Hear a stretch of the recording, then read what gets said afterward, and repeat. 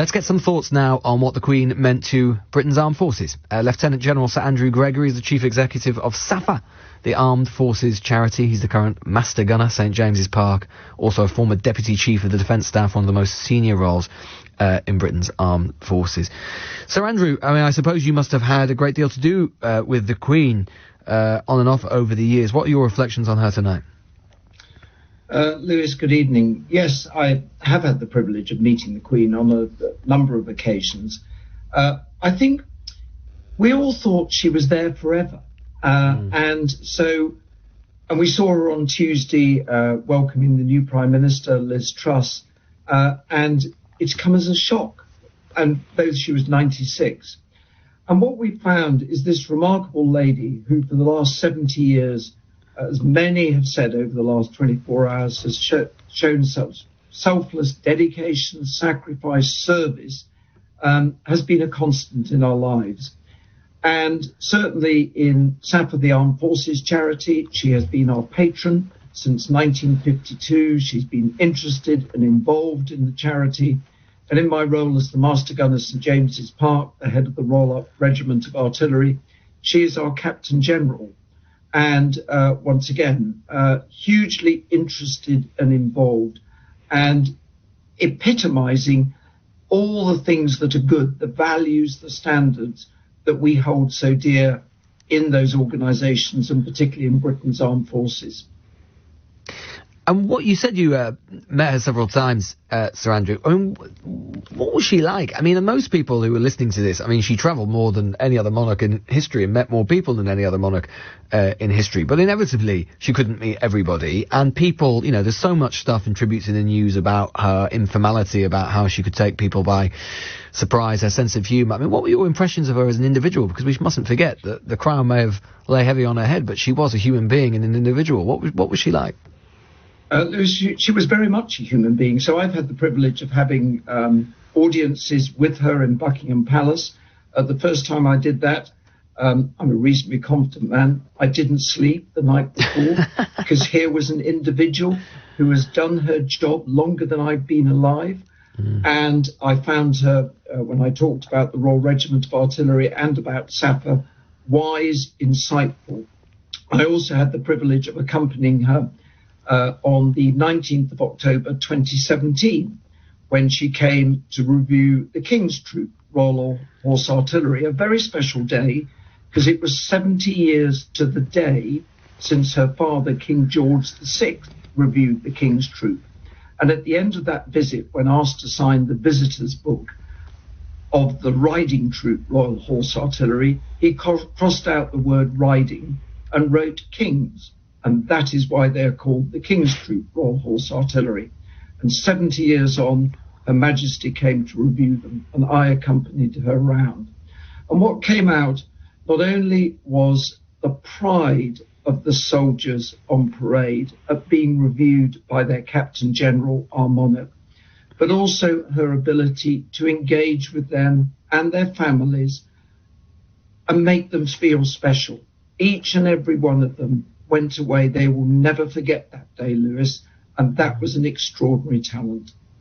Yeah, I suppose in so many ways. I mean, that is the magic of monarchy, and you don't even necessarily need to be the biggest monarchist in the world to recognise that sort of unusual alchemy that, you know, someone meeting the Queen and that sense of trepidation that you described that you could have on someone, because she was this sort of truly globally historic figure, and that itself kind of exerts an influence before you meet someone like that.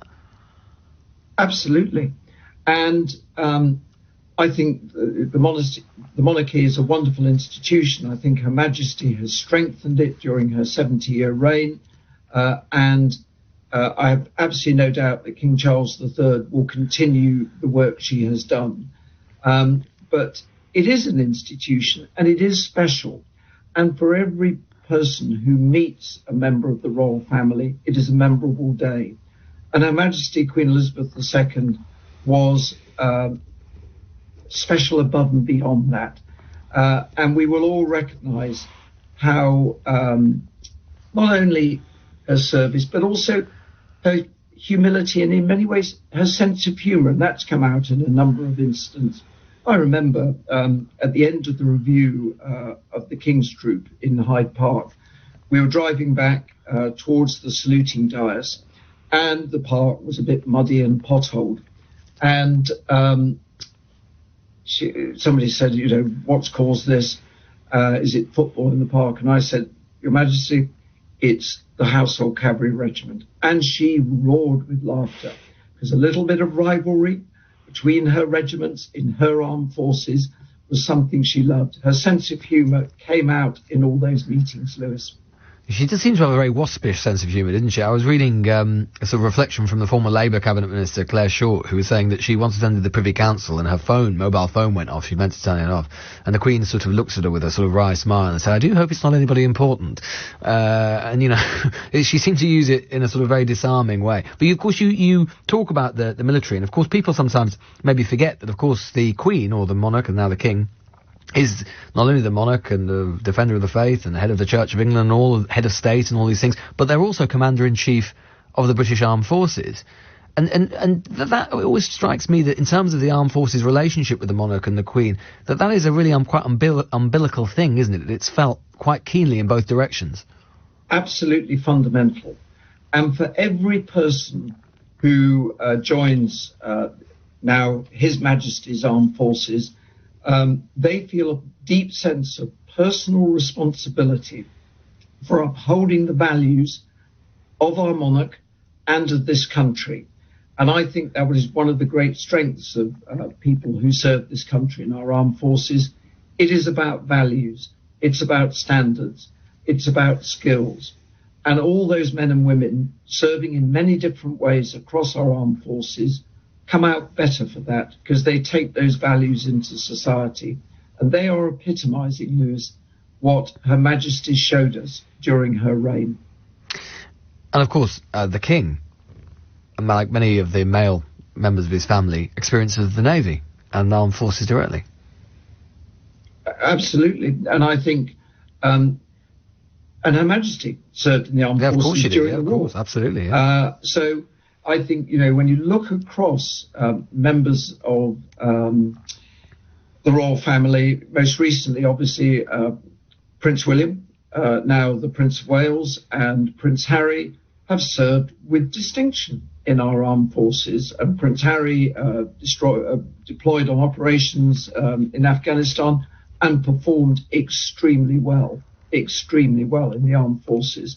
So there is a history and tradition in the royal family, and the armed forces are better for them, and I think they are better for their service in the armed forces. Sorry, just forgive me, but in terms of being a master gunner, that sounds like an extremely impressive title. What does that involve on a day-to-day basis? So it's a great privilege. The post was established in 1678, originally as the professional expert to sight the cannons to protect the palaces of Westminster, Whitehall and St James's. And if I had to recite the cannons, I would worry that buildings have gone up, my arcs of fire are reduced, and some of those buildings would have to go, Lewis, I'm afraid. There is no doubt about it. We wouldn't want that. It needs must. More recently, it has been occupied by a senior serving or former Royal Artillery officer, particularly as the representative of our Captain General, who has always been our monarch. And so I was appointed by Her Majesty Queen Elizabeth.